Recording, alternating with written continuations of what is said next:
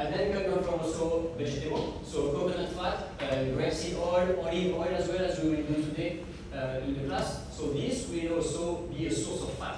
But we're going to see there that each of these fats, they have actually different fusion point, different also hardness. So this is going to play actually a big role into our final formulation.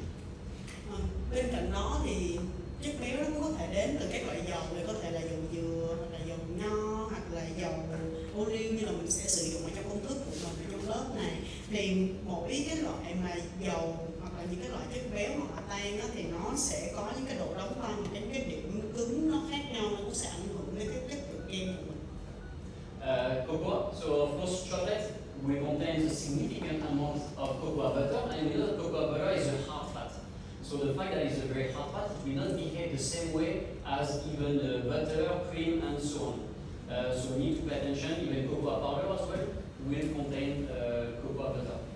Tiếp theo là coco, thì mình biết là cái coco hoặc là trong sô cô la thì nó chứa rất là, hoặc là bột cacao thì nó chứa rất là nhiều những cái bơ cacao. Thì bơ cacao nó có là những cái thành phần chất béo mà nó rắn, nó cứng, nó không có được, nó không có hoạt động như là những cái cách của những cái thành phần phía trên. Thì những thành phần phía trên ví dụ như là dầu thì nó sẽ lỏng hơn, nhưng mà thành phần của bơ cacao thì nó sẽ cứng hơn. Nên khi mà mọi người cho những cái nguyên vật liệu mà có chứa bơ cacao thì mọi người cũng sẽ cần phải cứng.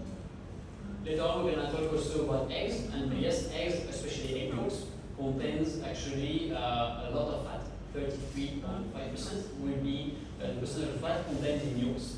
So if you're on a diet, then that's why a lot of people they eat only the egg whites, because the egg yolks is very rich in fat as well. So this will have a big impact on our final gelato, definitely.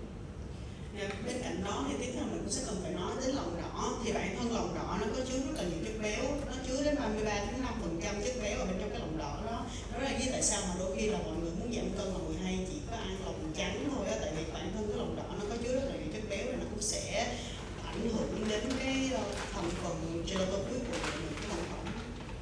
In gelato, we talk also about nuts like pistachio, pecans, hazelnut, and so on.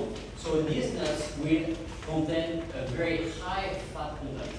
So then, of course, as soon as you start to add like 12% of pistachio-based into formulation, you know that actually you're going to have 55% on average, 55% of this amount of pistachio that will give you fat into your final formulation.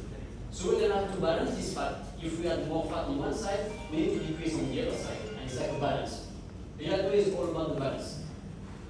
Dạ, thì bên cạnh đó là mình thêm những cái thành phần mà có chứa hạt, ví dụ như hạt hazelnut hay là hạt hạnh nhân hay là pistachio hay là pecan, thì nó đều chứa một cái hàm lượng chất béo rất là cao. Thì khi mà mình thêm vào, ví dụ như mình nghĩ là mình sẽ hòa tan khoảng đâu đó 10%, 12% chất béo, thì mình sẽ cần phải nghĩ là mình thêm vào khoảng 50-55% cái base của những cái loại hạt này vào trong công thức của mình. Và khi mà mình cho những cái base này vào, base hạt này vào bên trong công thức, thì mình sẽ cần phải giảm cái hàm lượng chất béo của những cái loại nguyên liệu khác. Thì mình sẽ cần phải nghĩ giống như hồi nãy á, là đây là một cái phương trình cân bằng, thì mọi người tăng cái gì đó thì phải giảm những thứ còn lại để cho nó cân bằng.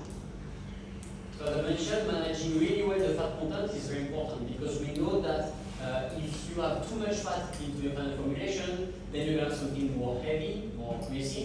Then on the other side, if you do not have enough fat, remember that fat conducts also flavor. So a formulation that has too low fat then will conduct less the flavor and will also contribute for creaminess.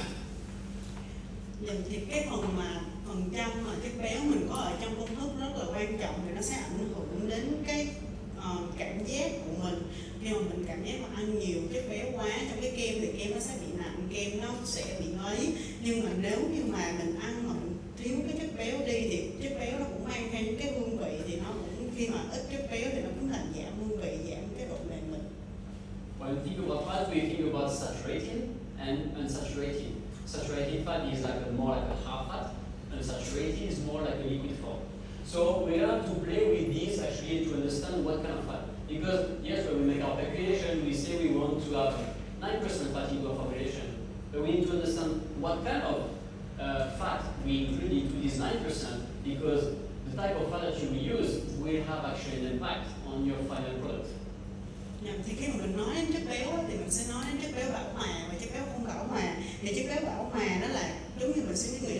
cứng, còn cái chất béo mà không bảo hòa thì mình sẽ nghĩ đến cái chất béo mà nó lỏng. Thì ví dụ như là mình muốn thêm là khoảng 9% tổng hàm lượng chất béo ở bên trong cái công thức của mình, thì mình sẽ cần phải suy nghĩ là mình sẽ sử dụng cái loại chất béo nào trong cái công thức của mình, bởi vì cái loại chất béo nào của mình nó sẽ ảnh hưởng đến cái cấu trúc của kem của mình sau này.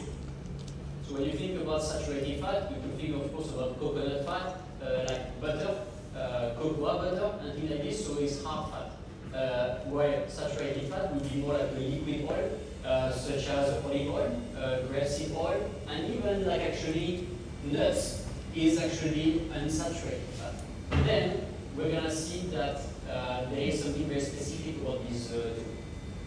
Giống như là khi mà mình nghĩ đến cái chất béo mà nó bảo hòa đi, chất béo bảo hòa thì mình có thể suy nghĩ đến những cái chất béo có ở trong bơ, có trong kem, có trong sữa. Và những cái chất béo mà không bảo hòa thì mình có thể nghĩ đến những cái loại dầu thực vật, hoặc là thậm chí là những cái hạt chứa chất béo.